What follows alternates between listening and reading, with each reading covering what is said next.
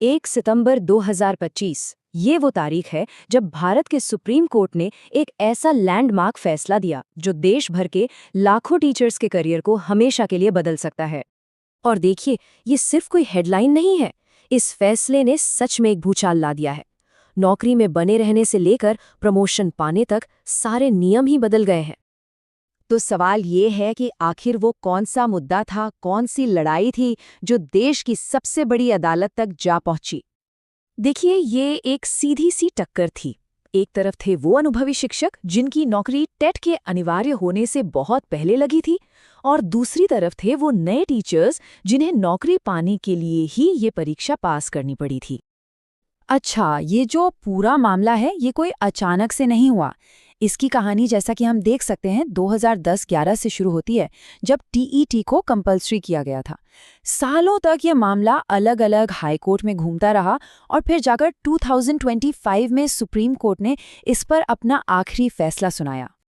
तो चलिए अब इस फैसले की गहराइयों में चलते हैं, क्योंकि इसकी एक एक बात समझना बहुत ज़रूरी है।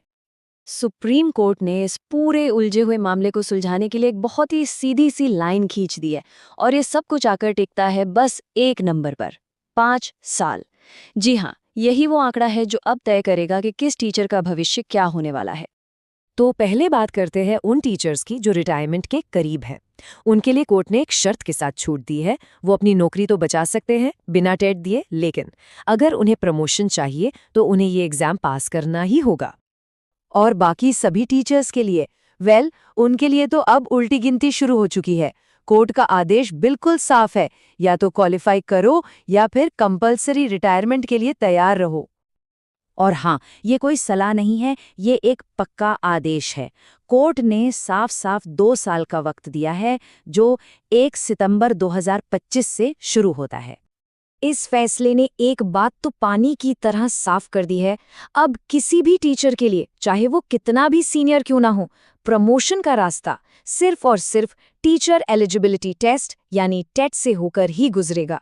इसके बिना प्रमोशन नामुमकिन है।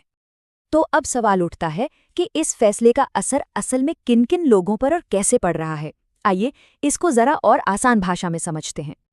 देखिए, इस फैसले का असर सब पर एक जैसा नहीं है। इसे समझने का सबसे अच्छा तरीका है टीचर्स को 4 ग्रुप्स में बांट कर देखना। पहले, वो जिनकी सर्विस 5 साल से ज्यादा बची है। दूसरे, जिनकी 5 साल से कम है। तीसरे, वो जो प्रमोशन चाहते हैं। और चौथे, पैरा टीचर्स। हर एक ग्रुप के लिए नियम और उसके नतीजे बिल्कुल अलग हैं। तो ये जो बदलाव है, ये कितना बड़ा है? देखिए, बिल्कुल पक्के आंकड़े तो अभी नहीं हैं, पर एक अंदाजा है कि 50,000 से भी ज्यादा टीचर्स सीधे सीधे इस फैसले के दायरे में आ सकते हैं। ये बहुत बहुत बड़ा नंबर है।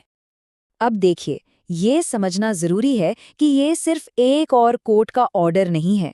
सुप्रीम कोर्ट ने जिस कानूनी ताकत का इस्तेमाल किया है, वो इस फैसले को पूरे देश के लिए एक गेम चेंजर बना देती है। कोर्ट ने यहाँ इस्तेमाल किया है आर्टिकल 142 का। अब ये क्या है? ये संविधान से मिली एक खास शक्ति है सुप्रीम कोर्ट के पास।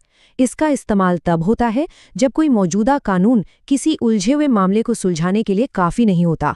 तो कंप्लीट जस्टिस यानी पूर्ण न्याय करने के लिए कोर्ट इस आर्टिकल के तहत एक ऐसा आदेश दे सकता है जो पूरे देश के लिए कानून बन जाता है।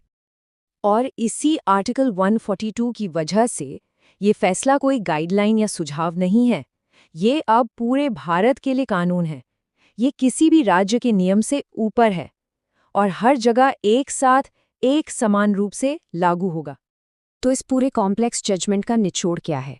सबसे ज़रूरी बात क्या है जो हमें समझनी चाहिए? अदालत ने सालों से चली आ रही एक बहस पर अब विराम लगा दिया है। वो बहस थी अनुभव बनाम योग्यता की, और फैसला साफ है। अब नौकरी में बने रहने और आगे बढ़ने के लिए सालों के अनुभव से ज्यादा जरूरी है सर्टिफाइड क्वालिफिकेशन।